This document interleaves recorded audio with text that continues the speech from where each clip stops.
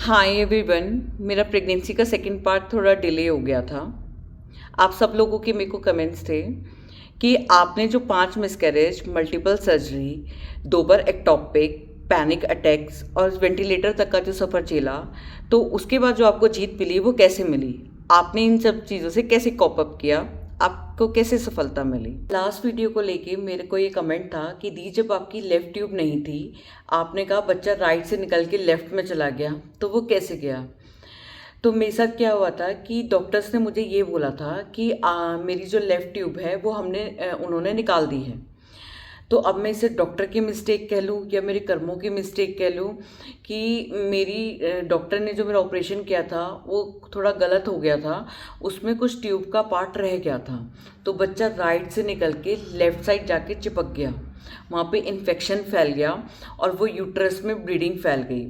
मतलब इस तरीके का सीन मेरे साथ हो गया था, जो एक लाइफ थ्रेटनिंग सिचुएशन मेरी बन गई थी। उस टाइम पे प्रेगनेंसी का स्ट्रगल नहीं चल रहा था, करियर का भी एक स्ट्रगल था।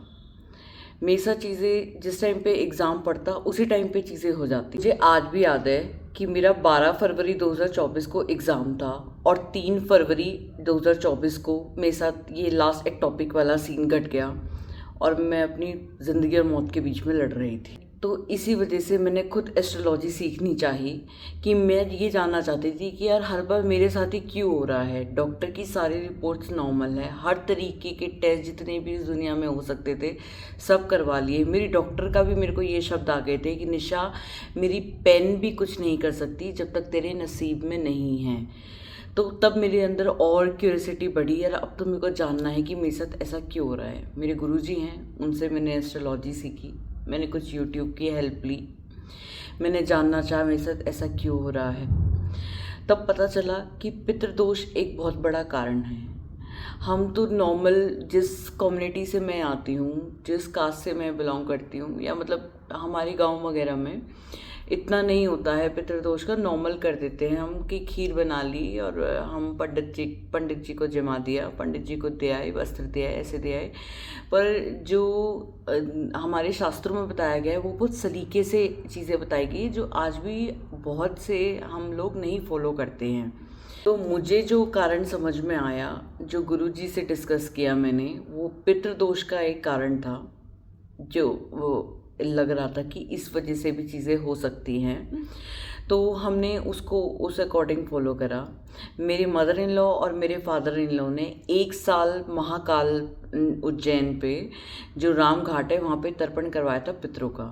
ऐसा कहा जाता है कि जब राम जी जा रहे थे वनवास के लिए, तो राम जी ने अपने पिता दशरथ का तर्पण राम घाट पे करवाया था।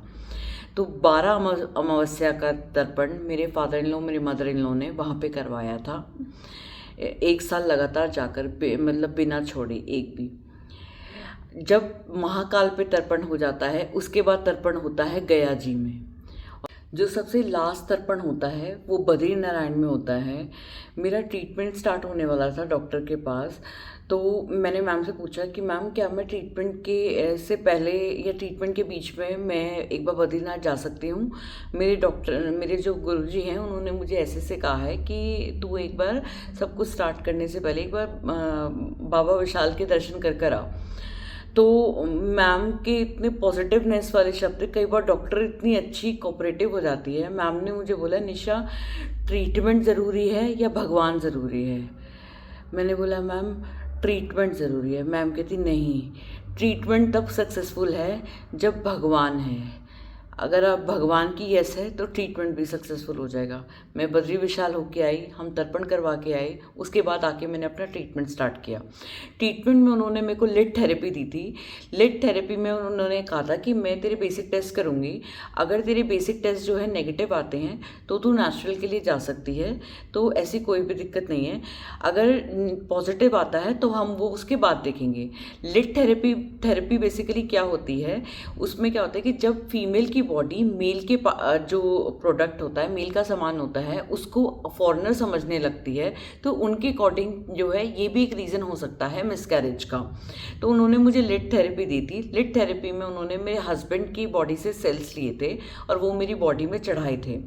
लकीली मेरे टेस्ट नेगेटिव आ गए वो भी, और मैम ने वो सेल्स दे मेरे को चढ़ाकर और मुझे 1 महीने का रेस्ट लेने को बोला था कि आपको 1 महीने तक ट्राई नहीं करना है।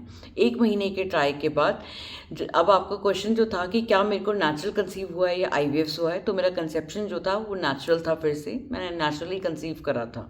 डॉक्टर के ट्रीटमेंट के साथ साथ मैंने अपना लाइफस्टाइल, अपनी ईटिंग हैबिट सब कुछ चेंज कर दिया था।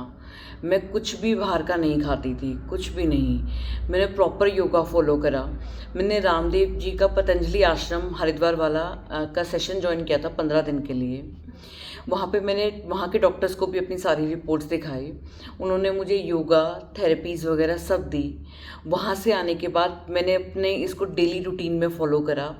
मेरी रूटीन ये होता था कि मैं सुबह 4 बजे उठती थी। 4 बजे उठ के मैं सबसे पहले भजन सुमिरन करती, फिर मैं आपका विष्णु सहस्त्रनाम का पाठ करती, फिर मैं अपनी योगा करती, कपालभाति करती, अलोम विलोम करती, ठीक है। फिर उसके बाद मैं नियर बाय जो सेंटर्स हैं वहाँ पे शिरोधारा और पंचकर्मा थेरेपीज़ के लिए मैं जाती। ये मैंने अपना थॉरली फॉलो किया था। तो 15 अक्टूबर के आसपास डेट आई थी और मैंने अक्टूबर में कंसीव किया था।